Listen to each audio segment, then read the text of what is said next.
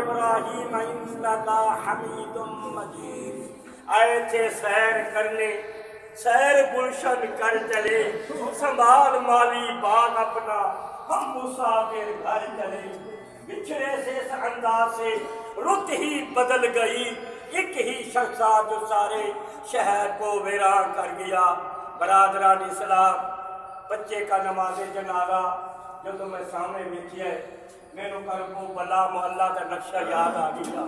ادھر یتیمی بھی نال ہے تے نال عرفان کا بچہ بھی نال میرے کھڑے ہے، اور کیڑے جگر کے نال میں جنازہ پڑھاوا بیٹھوں مسلم بچہ ہے۔ میں جی بچہ والا ہاں، دعا کرو کہ اللہ تعالیٰ در یتیم کی عظمت صدقہ اس میرے بچے یتیم دے رحمت عطا فرما دے۔ مسلمان بھائیو، آخری حدیث سن کے میں جنازہ پڑھاواں گا۔ توجہ کرنا، تیرے تے میرے محبوب نے فرمایا مصیبت عظیم ہے جس کی ماں مر جائے وہ بچہ یتیم ہے۔ کل ماں مری سی جنازہ پڑھایا، آج باپ فوت ہو گیا جنازہ پڑھا رہا۔ دعا کرو کہ اللہ تعالیٰ اس یتیمی دی عظمت صدقہ میری تقصیرات والی تقصیرات معاف کر دے۔ تیرے تے میرے محبوب نے فرمایا یتیم نو اگر تسی کچھ دینے والے نہیں ہے، یتیم دے سر تے خالی ہاتھ پھیر کے ہنس کے انہوں سینے نہ لا لو، کل قیامت والے دن میں اللہ کو اجرت عطا فرما دے گا۔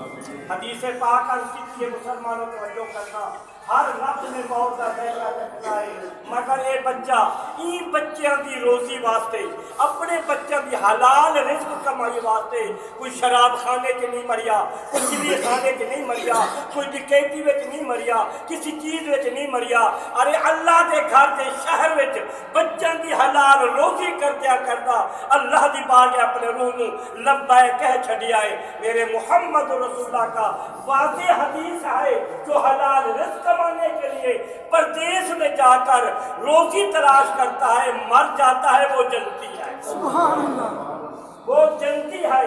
اور نبی نے بھی فرمایا جنتی میں بھی ہوئے گا اگر آل نبی نے محبت ہے، آل رسول کے ساتھ محبت ہے، اگر اللہ تعالیٰ نے علی پاک، زہرا پاک، حسن پاک، حسین پاک انہاں پیار کرنے والا ہے، عمر بھانے جتنے بھی کام نے اللہ ان کی ضرور بخشے فرمائے۔